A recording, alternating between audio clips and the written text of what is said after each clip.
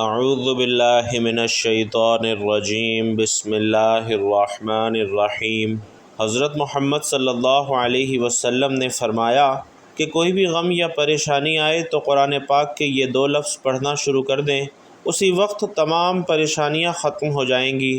محترم ناظرین، ہمارا آج کا وظیفہ قرآن پاک کے 2 ایسے الفاظ کا وظیفہ ہے کہ ان کو پڑھنے سے تمام پریشانیاں دور ہو جاتی ہیں۔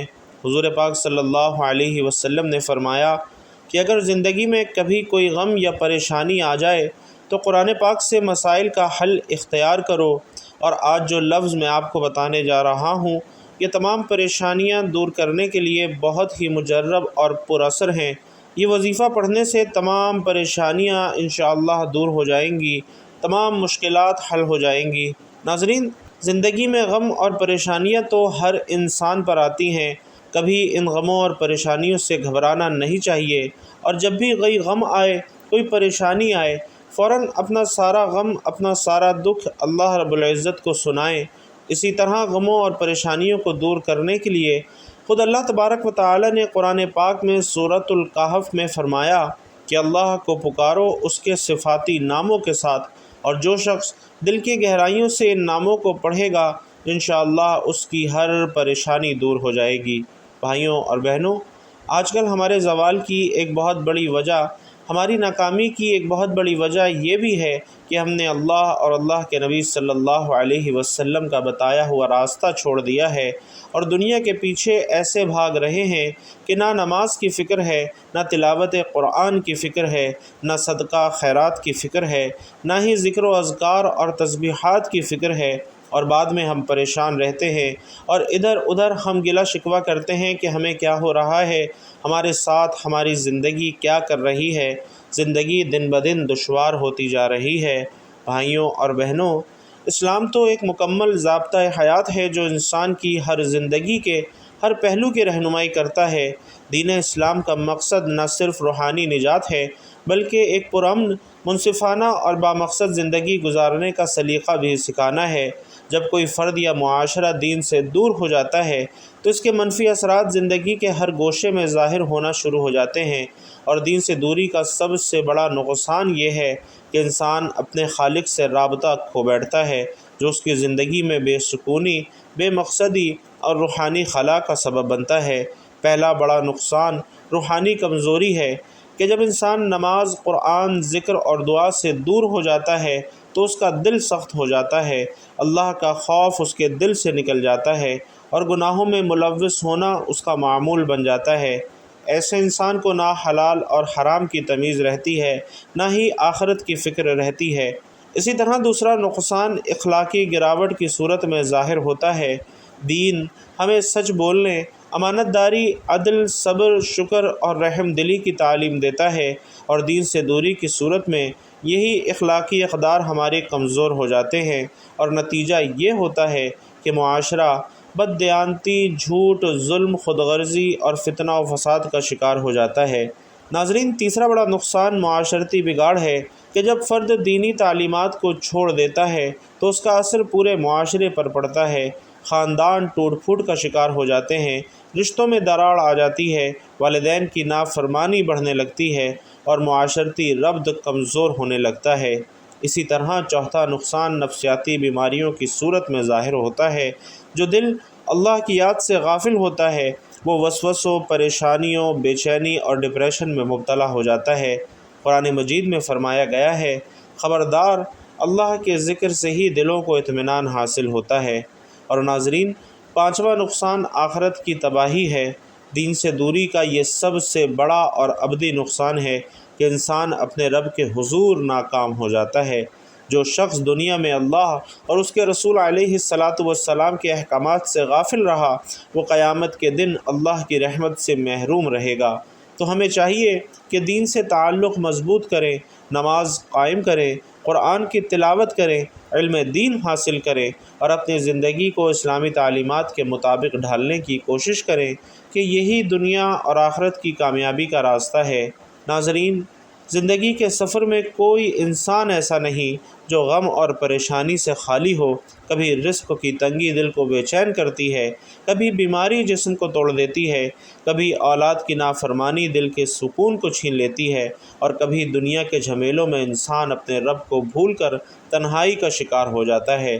انسان کی فطرت میں کمزوری ہے، وہ روتا ہے، گھبراتا ہے، پریشان ہوتا ہے اور پھر آسرا ڈھونڈتا ہے، کبھی انسانوں میں، کبھی دنیاوی اسباب میں، مگر اصل سکون اور راحت صرف ایک جگہ ہے، اللہ کے کلام میں، قرآن مجید میں اللہ تعالیٰ فرماتا ہے الا بذکر اللہ تطمئن القلوب، یعنی جان لو کہ دلوں کا سکون تو اللہ کے ذکر ہی میں ہے۔ بھائیوں اور بہنوں، یہ آیت اس حقیقت کو ظاہر کرتی ہے کہ دنیا کے تمام علاج، تمام تدبیریں اور تمام سکون کے طریقے اس وقت تک بے فائدہ ہیں جب تک انسان اپنے دل کو ذکر الہی سے نہیں زندہ کرتا۔ رسول اکرم صلی اللہ علیہ وسلم فرماتے ہیں کہ جو شخص غم یا پریشانی میں مبتلا ہو اور اللہ کو یاد کرے، اللہ تعالیٰ اس کے دل سے غم دور کر دیتا ہے۔ ناظرین، اللہ کے حبیب صلی اللہ علیہ وسلم نے ہمیں وہ راستے بتائے ہیں جو دنیا کے دکھوں سے نجات اور آخرت کی کامیابی کا ذریعہ ہیں۔ فرمایا کہ قرآن کو تھامے رہو، اس میں وہ نور ہے جو اندھیروں کو مٹا دیتا ہے، وہ شفا ہے ہر درد کی اور وہ سکون ہے ہر بے قراری کی۔ اس لیے جب انسان کے دل پر غم کے بادل چھا جائیں اور دنیا کی کوئی تدبیر کارگر نہ ہو، تب قرآن کے 2 لفظ دل سے پڑھ لینے سے وہ نور نازل ہوتا ہے جو تمام اندھیروں کو مٹا دیتا ہے۔ ناظرین، یہ 2 الفاظ معمولی نہیں ہیں، بلکہ یہ وہ ذکر الہی ہے جن میں پوری کائنات کی طاقت، رحمت اور سکون پوشیدہ ہے۔ یہ حقیقت ہے کہ اللہ رب العزت اپنے بندے کو کبھی تنہا نہیں چھوڑتے۔ جب حضرت یعقوب علیہ السلام اپنے بیٹے یوسف علیہ السلام کے فراق میں روتے رہے، تب بھی ان کے لبوں پر یہی جملہ تھا کہ میں تو اپنا غم اور اندوہ صرف اللہ کے حضور بیان کرتا ہوں۔ اور ناظرین، یہی جملہ دراصل ہمیں سکھاتا ہے کہ انسان کو اپنے دکھ کسی انسان کے سامنے نہیں بلکہ خالق کائنات کے سامنے پیش کرنے چاہیے، کیونکہ وہی ہے جو سنتا بھی ہے، سمجھتا بھی ہے اور دلوں کے زخموں کو مرہم بھی دیتا ہے۔ جو مسلمان بھی کسی غم میں ان الفاظ کو پڑھے، اللہ تعالیٰ اس کے غموں کو دور فرما دیتا ہے۔ یہی قرآن کے الفاظ ہیں جو دلوں کے زنگ کو صاف کرتے ہیں، مایوسی کو امید میں بدل دیتے ہیں اور انسان کو مخلوق سے ہٹا کر خالق کے قریب کر دیتے ہیں۔ اور ناظرین، یہی وجہ ہے کہ اولیاء کرام فرماتے ہیں کہ جب تمہارے دل پر کوئی بوجھ ہو، زبان سے کچھ نہ کہہ سکو، تو صرف قرآن کے یہ 2 الفاظ دل سے دہرا لو، ان میں اللہ کے رحم و کرم کا دروازہ چھپا ہے۔ اور حضرت علی رضی اللہ تعالیٰ عنہ کا فرمان ہے کہ غم اس دل پر کبھی قائم نہیں رہتا جو ہر وقت اللہ کو یاد کرتا ہو۔ بھائیوں اور بہنوں، اس لیے اہل دل کہتے ہیں کہ جب تمہیں لگے کہ دنیا کا ہر دروازہ بند ہو گیا ہے تو گھبراؤ نہیں، بلکہ اللہ کے دروازے پر سر رکھ دو، قرآن کے الفاظ سے اپنے دل کو روشن کر لو۔ تم دیکھو گے کہ جہاں مایوسی تھی وہاں روشنی اتر آئے گی، جہاں آنسو تھے وہاں اطمینان آ جائے گا، اور جہاں خوف تھا وہاں یقین پیدا ہو جائے گا۔ یہ قرآن مجید کا وعدہ ہے۔ وَنُنَزِّلُ مِنَ الْقُرْآنِ مَا هُوَ شِفَاءٌ وَرَحْمَةٌ لِّلْمُؤْمِنِينَ، یعنی اور ہم قرآن میں وہ چیز نازل کرتے ہیں جو مومنوں کے لیے شفا اور رحمت ہے۔ تو اے مومن، اگر غم نے دل کو گھیر رکھا ہے، اگر نیندیں اڑ چکی ہیں، اگر دل بے سکون ہے، تو دنیا کے علاجوں میں مت بھٹکو بلکہ اپنے رب کی طرف پلٹو۔ قرآن کے ان 2 الفاظ کو اپنی زبان اور دل کا وظیفہ بنا لو، کیونکہ یہ وہ الفاظ ہیں کہ جن سے آسمان کے دروازے کھلتے ہیں، فرشتے اترتے ہیں، اور اللہ رب العزت خود اپنے بندے سے فرماتا ہے کہ غم نہ کر، بے شک اللہ ہمارے ساتھ ہے۔ ناظرین، جب یہ یقین دل میں اتر جاتا ہے کہ اللہ میرے ساتھ ہے، تب غم خود بخود مٹ جاتے ہیں۔ اور یہی پیغام آج کے اس بیان کا مقصد ہے کہ قرآن کے ان 2 الفاظ میں جو طاقت، جو نور، جو سکون چھپا ہے، وہ کسی دنیاوی علاج میں نہیں ہے۔ تو بھائیوں اور بہنوں، اس مشکل وقت سے نکلنے کا ایک راستہ آپ کو بتا رہا ہوں۔ حضور پاک صلی اللہ علیہ وسلم نے فرمایا کہ کوئی بھی غم یا پریشانی آئے تو اللہ کے ان دو ناموں کی تسبیح پڑھ لیا کرو، تمام پریشانیاں دور ہو جائیں گی۔ یہ عمل بہت ہی طاقتور ہے اور اللہ تعالیٰ کے یہ دو نام بہت ہی زیادہ بابرکت ہیں۔ اگر آپ نے اس پر عمل کر لیا انشاءاللہ ساری زندگی آپ اس بندہ ناچیز کو دعائیں دیں گے۔ یہ جو عمل آپ کو بتانے جا رہا ہوں اگر آپ ایک مرتبہ کر لیں، زندگی میں مختصر سا ایک عمل ہے، اور جو لوگ روز اس عمل کو کرنا چاہیں تو روز کر سکتے ہیں، ورنہ ایک مرتبہ کرنے سے ہی انشاءاللہ اتنا فائدہ ہوگا کہ دعا میں ہاتھ نیچے آنے سے پہلے اس عمل کی برکت سے ان کو ایسی غیبی مدد اور اشارے ملیں گے کہ وہ خود اپنی آنکھوں سے معجزات کو دیکھ کر حیران رہ جائیں گے، ان کی تمام پریشانیاں انشاءاللہ دور ہو جائیں گی۔ یہ اللہ تبارک و تعالیٰ کے ناموں میں سے دو ایسے بابرکت نام ہیں کہ جو اللہ تعالیٰ سے ضد کر کے پڑھنے والے کی ہر بات منوا لیتے ہیں۔ اس عمل کی برکت سے وہ جو کچھ مانگتا ہے اللہ رب العزت اسے عطا فرما دیتا ہے اور اس کی تمام پریشانیوں کو دور کر دیتا ہے۔ تو محترم ناظرین، آئیے آج کے اس عمل کی جانب چلتے ہیں کہ آپ نے کون سے نام کتنی مرتبہ پڑھنے ہیں، کس ترتیب سے پڑھنے ہیں۔ تو اس کے لیے سب سے پہلے آپ نے اول و آخر 3 مرتبہ درود ابراہیمی پڑھ لینا ہے۔ آئیے خیر و برکت اور ثواب کی نیت سے ایک مرتبہ ساتھ مل کر بھی پڑھ لیں۔ اللہم صلی علی محمد وعلی آل محمد کما صلیت علی ابراہیم وعلی آل ابراہیم انک حمید مجید۔ اللہم بارک علی محمد وعلی آل محمد کما بارکت علی ابراہیم وعلی آل ابراہیم انک حمید مجید۔ اور اس کے بعد آپ نے 11 مرتبہ یا رزاقو پڑھنا ہے۔ یا رزاقو آپ نے 11 مرتبہ پڑھنے کے بعد آپ نے یہ چھوٹی سی سورت پڑھنی ہے، یعنی آپ نے 4 کل پڑھنے ہیں۔ سب سے پہلے سورۃ الکافرون پڑھنی ہے، صحیح تلفظ اور ثواب کے لیے سورۃ الکافرون کی تلاوت بھی سماعت فرمائیے۔ بسم اللہ الرحمن الرحیم۔ قل یا ایہا الکافرون لا اعبد ما تعبدون ولا انتم عابدون ما اعبد ولا انا عابد ما عبدتم ولا انتم عابدون ما اعبد لکم دینکم ولی دین۔ ناظرین، سورۃ الکافرون پڑھنے کے بعد آپ نے دوسرے نمبر پر سورۃ الاخلاص پڑھنی ہے۔ بسم اللہ الرحمن الرحیم۔ قل هو اللہ احد اللہ الصمد لم یلد ولم یولد ولم یکن لہ کفوا احد۔ پھر تیسرے نمبر پر آپ نے سورۃ الفلق پڑھنی ہے۔ بسم اللہ الرحمن الرحیم۔ قل اعوذ برب الفلق من شر ما خلق ومن شر غاسق اذا وقب ومن شر النفاثات فی العقد ومن شر حاسد اذا حسد۔ اور پھر چوتھے نمبر پر سورۃ الناس کی تلاوت کرنی ہے۔ بسم اللہ الرحمن الرحیم۔ قل اعوذ برب الناس ملک الناس الہ الناس من شر الوسواس الخناس الذی یوسوس فی صدور الناس من الجنۃ والناس۔ اور جب یہ 4 کل آپ ایک ایک مرتبہ پڑھ لیں تو اس کے بعد آپ نے 3 مرتبہ پھر سے درود ابراہیمی پڑھ لینا ہے، اور درود ابراہیمی پڑھنے کے بعد آپ نے ہاتھ اٹھا کر دعا مانگنی ہے۔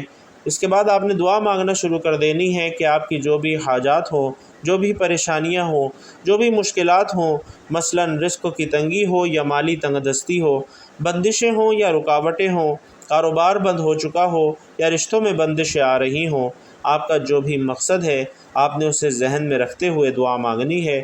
اور دعا مانگنے کے بعد ایک مرتبہ آپ نے سورۃ المزمل کی تلاوت کرنی ہے۔ اور سورۃ المزمل پڑھتے دوران بھائیوں اور بہنوں، آپ کا جو بھی مقصد ہو اس کو ذہن میں رکھنا ہے، اور اس عمل کو پڑھتے دوران آپ نے مکمل یکسوئی اور توجہ کے ساتھ، کامل یقین کے ساتھ پڑھنا ہے۔ عمل کو پڑھنے کے بعد آپ نے کسی سے کوئی بات نہیں کرنی، آپ جو بھی مقصد کو ذہن میں رکھیں اس کو عمل کریں گے، انشاءاللہ آپ کی بگڑی بن جائے گی اور آپ کے تمام معاملات حل ہو جائیں گے۔ آپ کا جو بھی مقصد ہوگا انشاءاللہ وہ بھی پورا ہوگا، اور اللہ پاک آپ کو ایک ہی بار یہ عمل کرنے کی برکت سے ایسا نوازیں گے کہ آپ نے کبھی سوچا بھی نہیں ہوگا۔ بس جو ترتیب بتائی ہے اسی ترتیب اور اتنی ہی تعداد میں آپ نے اس عمل کو کرنا ہے، اور جب اس کے بعد سورۃ المزمل آخر میں پڑھ لیں پھر آپ نے اللہ تبارک و تعالیٰ کے ایک بہت ہی بابرکت ناموں کی تسبیح پڑھنی ہے، اور وہ نام یا قادر یا نافع ہیں۔ ناظرین، یہ اللہ تعالیٰ کے صفاتی ناموں میں سے نہایت ہی بابرکت اور پراثر نام ہیں۔ جو شخص دل سے یا قادر یا نافع کا ورد کرتا ہے، اللہ رب العزت اس کے رزق میں کشادگی اور برکت عطا فرماتا ہے۔ یہ نام پڑھنے سے دل کی پریشانیاں، ذہنی الجھنیں اور اضطراب دور ہو جاتا ہے، اور ان ناموں کا کثرت سے ورد کرنے والے کے دل میں وسعت پیدا ہو جاتی ہے۔ وہ دوسروں کو برداشت کرنے لگتا ہے، جس سے اس کے رشتے بھی مضبوط ہوتے ہیں۔ چونکہ اللہ تبارک و تعالی ہر چیز پر قادر ہے، اس نام کا ورد علم اور فہم میں اضافے کا سبب بنتا ہے۔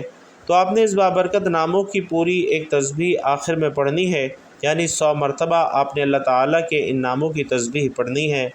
ناظرین، یہ ایسی تسبیح ہے کہ جو اللہ کریم سے ہر بات منوا کر رہتی ہے۔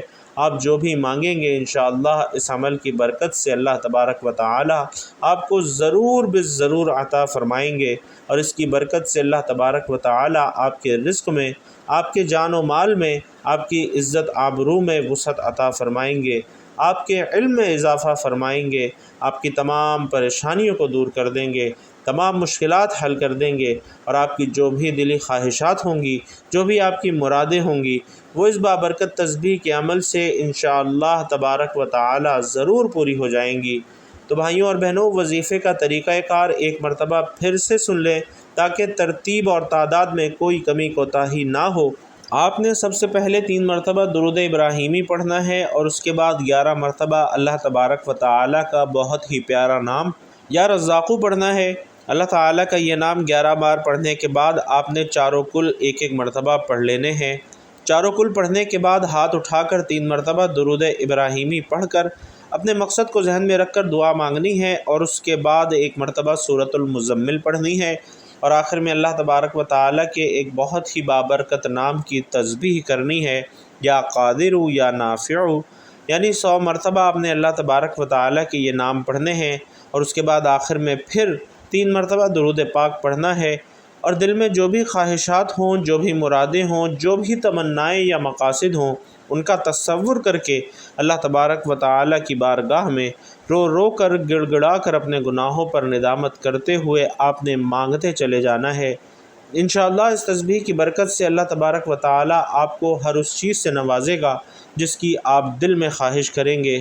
آخر میں دعا ہے کہ اللہ تبارک و تعالیٰ ہم سب کی تمام مشکلات اور تمام پریشانیوں کو دور فرمائے۔ اللہ تبارک و تعالیٰ تمام بیماروں کو شفائے کاملہ عاجلہ عطا فرمائے۔ جتنے لوگ مقروض ہیں، اللہ تبارک و تعالیٰ جلد از جلد ان سب کی قرض سے خلاصی نصیب فرمائے۔ جو لوگ بے اولاد ہیں، اللہ تبارک و تعالیٰ انہیں نیک سیرت اولاد عطا فرمائے۔ جو میرے بھائی بہن صاحب اولاد ہیں، اللہ تبارک و تعالیٰ ان کی اولاد کو ان کی آنکھوں کی ٹھنڈک، نیک صالح اور فرما بردار بنائے۔ جو میرے بھائی بہن، بیٹے بیٹیاں اچھے رشتوں کے منتظر ہیں، اللہ پاک ان کا جلد وسیلہ بنائے، جلد ان کے لیے نیک رشتوں کا بندوبست فرمائے۔ اللہ تبارک و تعالی ہم سب کی تمام پریشانیوں کو، تنگ دستیوں کو، رزق کی تنگی کو دور فرمائے۔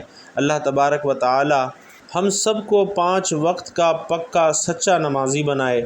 ہم سب کو ایسی نماز پڑھنے کی توفیق نصیب فرمائے جس سے اللہ اور اللہ کے حبیب صلی اللہ علیہ وسلم راضی ہو جائیں۔ اللہ تبارک و تعالی ہم سب کو صرف اور صرف رزق حلال کمانے کی اور کھانے کی توفیق نصیب فرمائے، اور ہم سب کے رزق حلال میں خوب برکت، وسعت اور کشادگی عطا فرمائے۔ ایسی کشادگی کہ کبھی زندگی میں کسی انسان کے سامنے نہ مانگنا پڑے۔ اللہ تعالیٰ صرف اپنے در کا محتاج رکھے۔ جن کے والدین اس دنیا سے رخصت ہو چکے ہیں، اللہ تبارک و تعالیٰ ان کی قبر کو اپنے جنت کے باغوں میں سے ایک باغ بنائے، اور جن کے والدین حیات ہیں، اللہ تبارک و تعالیٰ انہیں صحت تندرستی والی لمبی زندگی عطا فرمائے، اور ان کے بچوں کو ان کی خدمت کرنے کی توفیق نصیب فرمائے۔ اللہ کے پیارے حبیب صلی اللہ علیہ وسلم نے اللہ سے جن جن خیر کی دعائیں کی ہیں، اللہ تبارک و تعالی ان تمام دعاؤں میں ہم تمام مومنین کا حصہ بھی شامل فرمائے، اور پیارے آقا صلی اللہ علیہ وسلم نے جن جن شرور سے پناہ چاہی ہے، اللہ تبارک و تعالی ان تمام شرور سے ہم تمام مسلمانوں کو بھی پناہ نصیب فرمائے۔ آمین یا رب العالمین۔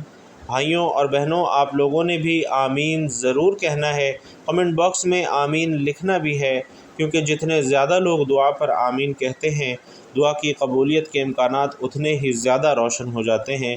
تو آپ لوگوں نے آمین ضرور لکھنا ہے۔ اللہ تبارک و تعالی آپ سب کا حامی و ناصر ہو۔ آمین یا رب العالمین۔